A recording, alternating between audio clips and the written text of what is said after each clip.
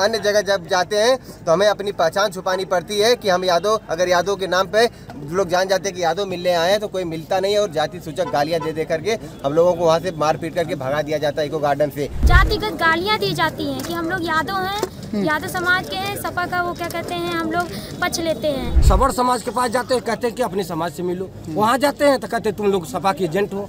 क्या सर हम लोग सपा के सभी लोग एजेंट हैं? हम उम्मीद पे ही आज तक अगर हम 628 दिन तक आंदोलन कर पाए तो एक उम्मीद के साथ ही कर पाए हैं।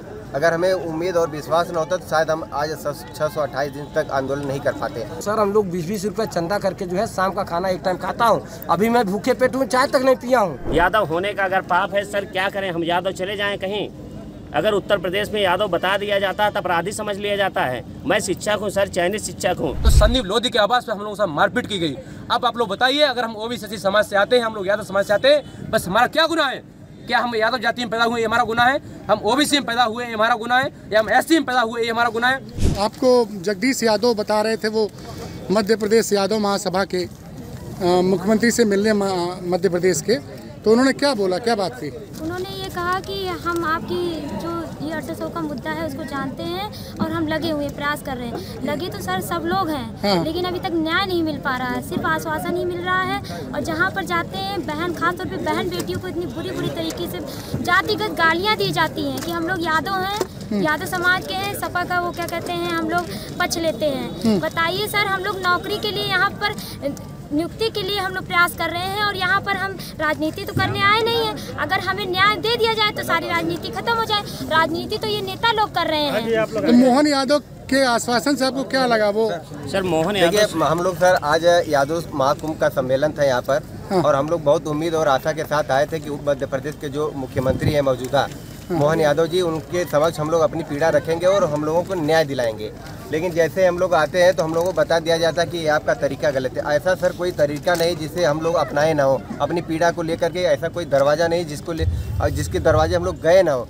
लेकिन यहाँ जब हम आए तो हमें पुलिस वालों ने पैरों से मार करके बाहर कर रहे थे। हालांकि 2-3 लोग आए और हमारी पीड़ा को सुने और माननीय मुख्यमंत्री जी से मिलवाने का वादा भी किया और हम लोगों को पीछे खड़ा भी करा दिए। लेकिन काफ़ी भीड़ होने की वजह से मुख्यमंत्री जी हम लोगों से नहीं मिल पाए। लेकिन हमारे प्रदेश के जो डिप्टी सीएम है ब्रजेश पाठक जी, हमारा ज्ञापन लिए और उनका यही सेंटेंस था कि इन बच्चों से मैंने 1000 बार मिल चुका हूँ और इनके लिए मैं लगा हूँ।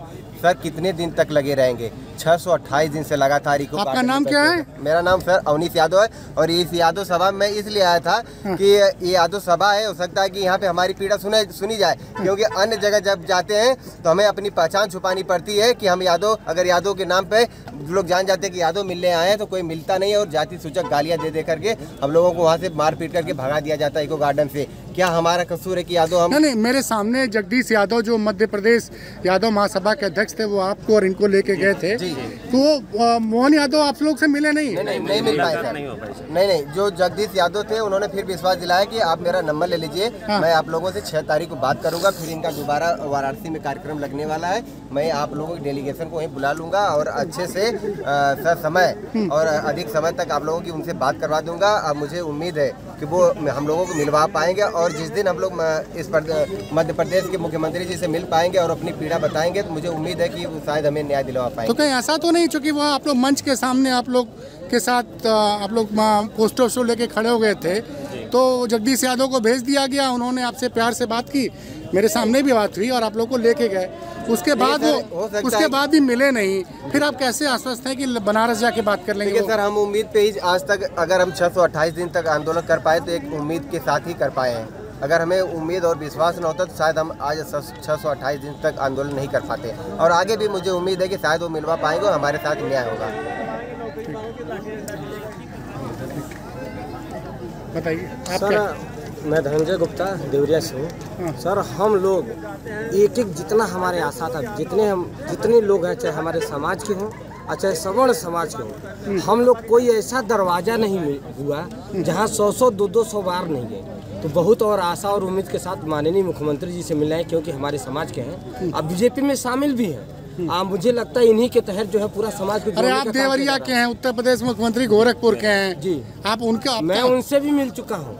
3 बार मिल चुका हूँ। अच्छा, ये समस्या जो है उत्तर प्रदेश की है, तो मध्य प्रदेश के मुख्यमंत्री इसमें क्या करेंगे? क्यों नहीं, ये बताइए, जब वहाँ की राजनीति, मध्य प्रदेश का पूरा देश की राजनीति किया जा रहा है यादव के नाम पे, तो क्यों नहीं हम अपने समाज के पास पीड़ा जाएंगे? जहाँ हम जाते हैं सवर्ण समाज के पास जाते हैं, कहते हैं कि अपने समाज से मिलो। वहाँ जाते हैं तो कहते हैं तुम लोग सपा के एजेंट हो।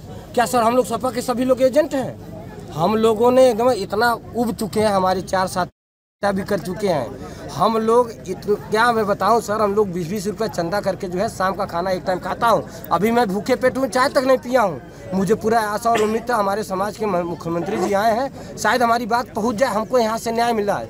लेकिन आप मेरे भाई ने जहाँ तक बताया, देखिए जो है सिर्फ एक गुमराह की तरह जो है बरगला करके जो हमको आश्वासन दे करके भेज दिया गया। और हम लोग कहाँ जाए तो कहाँ जाए?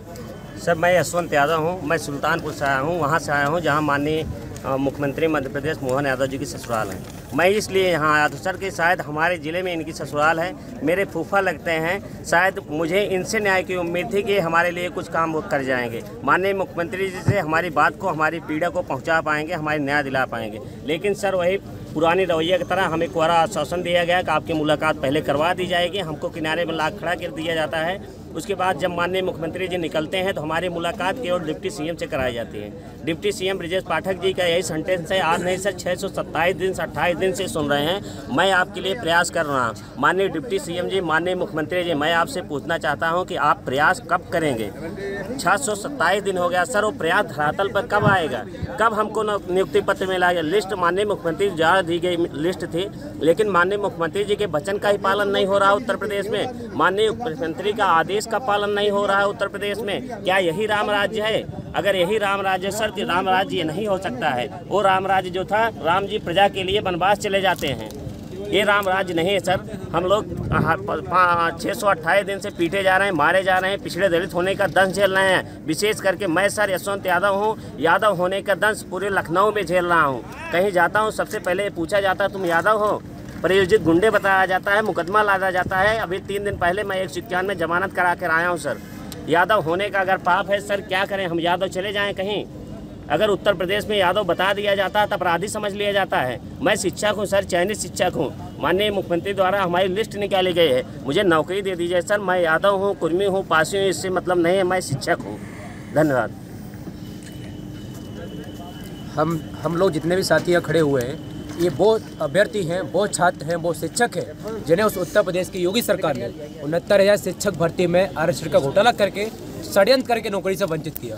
इस तथ्य की पुष्टि के लिए राष्ट्रीय पिछड़ा वर्ग आयोग, जिसे माननीय प्रधानमंत्री ये कहते हैं हमने उसे संवैधानिक दर्जा दिया है, उसी राष्ट्रीय पिछड़ा वर्ग आयोग ने 29 अप्रैल 2021 को अपनी रिपोर्ट जारी की, जिस रिपोर्ट में आयोग ने खुलासा किया था कि इस 69 शिक्षक भर्ती में आरक्षण घोटाला हुआ है। आयोग ने सरकार को ये आदेशित किया था जो दोषी अधिकारी हैं उनके ऊपर कार्रवाई की जाए, जो पीड़ित छात्रों को न्याय दिया जाए। लेकिन महोदय 628 दिन के बाद इस उत्तर प्रदेश की योगी सरकार ने दोषी अधिकारियों पर कोई कार्रवाई नहीं की, न ही पीड़ित समाज के छात्रों को न्याय दिया। दूसरी बात, इतना ही नहीं, इसके बाद उत्तर प्रदेश के माननीय मुख्यमंत्री जी ने तत्कालीन राजस्व परिषद अध्यक्ष थे मुकुल सिंघल जी, उनकी अध्यक्षता में इस पूरी भर्ती प्रक्रिया की जांच कराई। उस समिति ने अपनी रिपोर्ट दी माननीय मुख्यमंत्री जी को।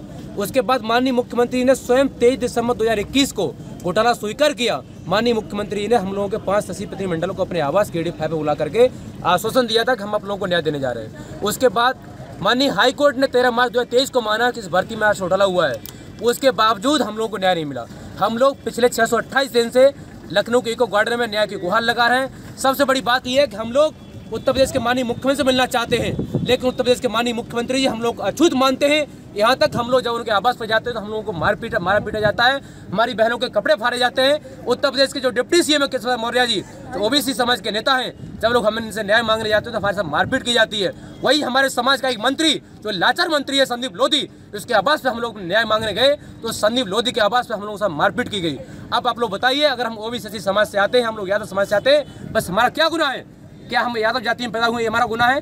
हम OBC में पैदा हुए ये हमारा गुनाह है? या हम SC में पैदा हुए ये हमारा गुनाह है?